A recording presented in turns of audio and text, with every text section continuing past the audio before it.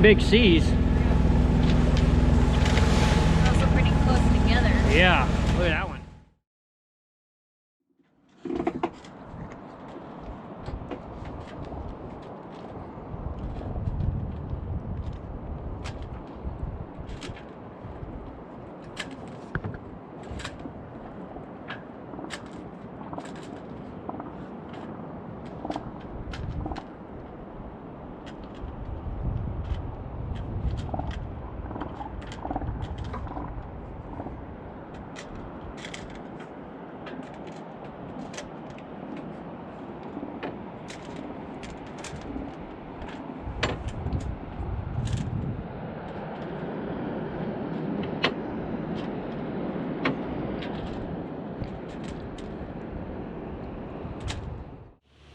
Oh boy, another wild night at anchor here at Johnson's Lee on Santa Rosa Island.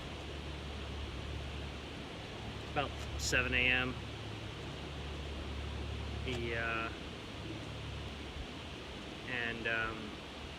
Haul up and make way for San Miguel. It's supposed to be calms for the next 3 or 4 days. Let's hope that's true. But right now we're going to try to make sure and get out before any kind of daytime winds come up in that channel.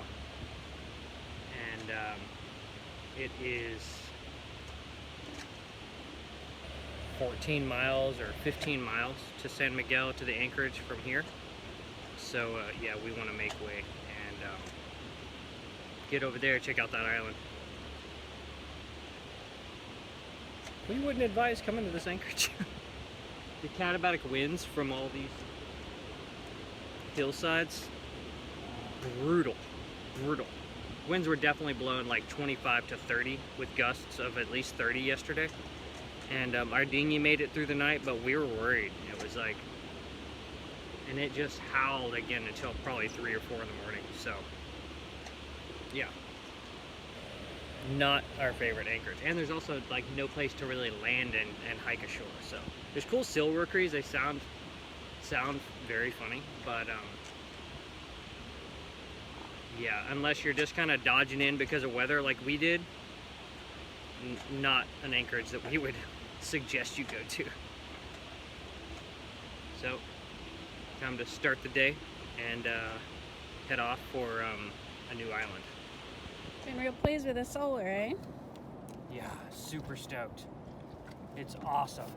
It's like at night we've typically been, we're not like being real thrifty with our electronics on this trip just because we want to see how this does. But it seems like every night we take our battery capacity down 10%. So in the mornings it'll be at 90%. And by 9 a.m. the batteries are back up to 100%, which is amazing. They've also been sturdy. Yeah, with the winds that we've experienced, that was the thing that was really shocking to me, is we were both watching them and they were up like this. And even when we were sailing in all that wind sailing over here, we had them up. They were just like stable and sturdy. It was awesome. They seem happy to be here. Just like I am.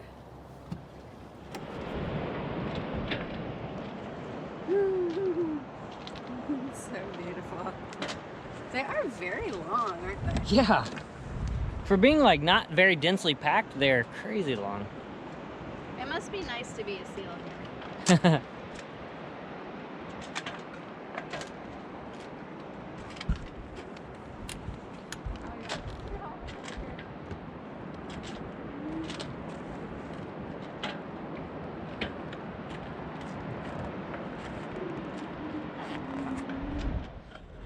Got everything in order.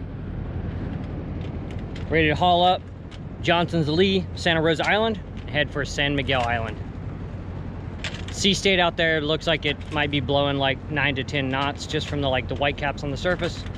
So we're gonna leave the second reef, or we're gonna leave the first reef in and see what she's all about, and then might shake that out once we get out there.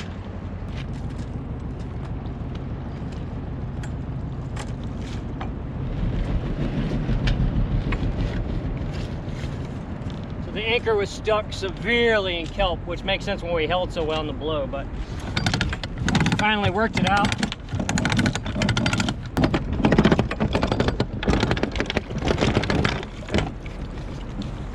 Salad.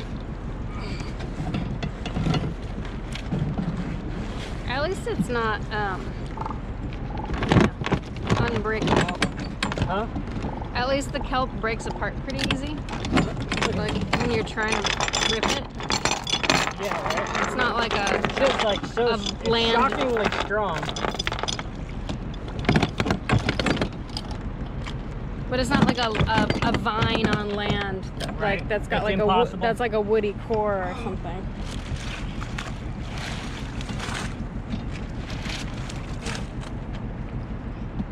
Okay.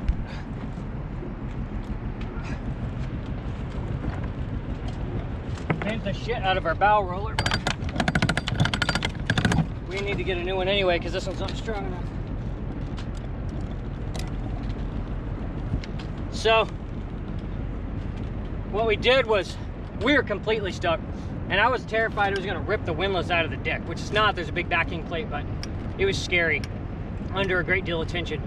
Basically, I would get it to tension, and then Camille would drive forward a little bit until it got way overpowered, and we would stop and let the swell pull on it and slowly break it free, and then she would back off to give it some slack. I would crank up what I could, and we just repeated that process for about 10 minutes, and finally it broke free. We could have dove on it, and I was pretty close to saying we should dive on it, but we're in 27 feet of water. We're trying to get to our other anchorage, so we got it taken care of. What a workout. Time to get underway.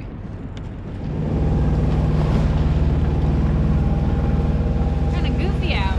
Yeah, rocking and rolling.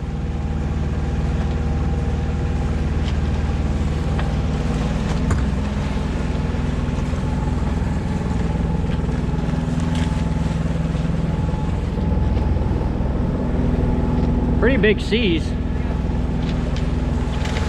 Also pretty close together. Yeah, look at that one.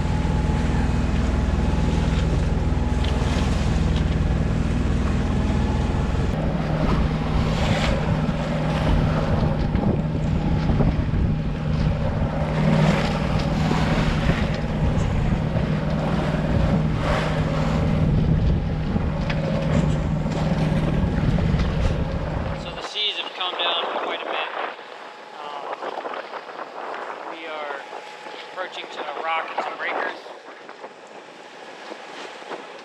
and then that in the distance is Sandy Point. I'm going to try to kind of get tight on that and then point across the channel in case the winds are coming through the channel.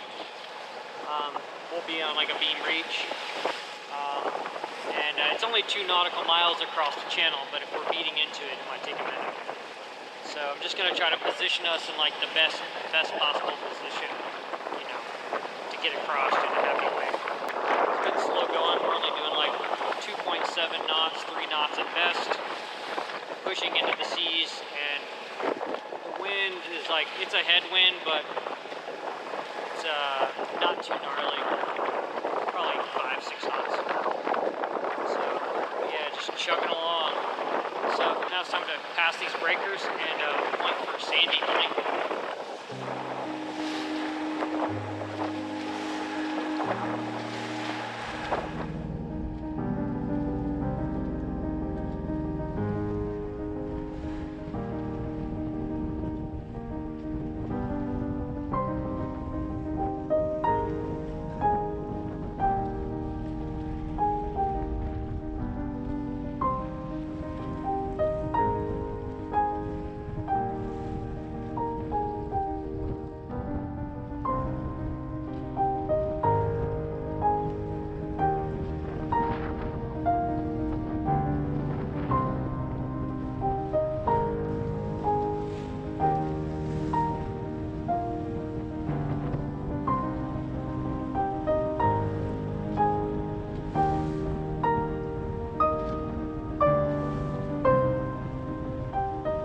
Once we reached San Miguel Island and got anchored, I hastily prepared for us to go ashore.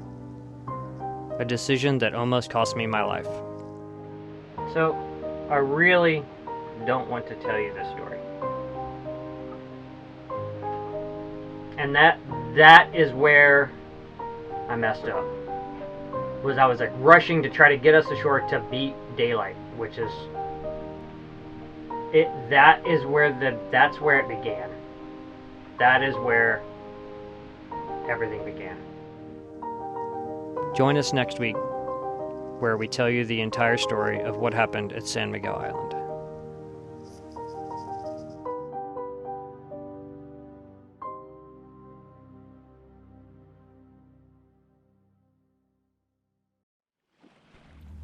We now have a tracker for Tritea supplied by PredictWind. If you'd like to check out the blog post we made in real time while we're sailing the Channel Islands, visit the link on the screen or click the link down in the description.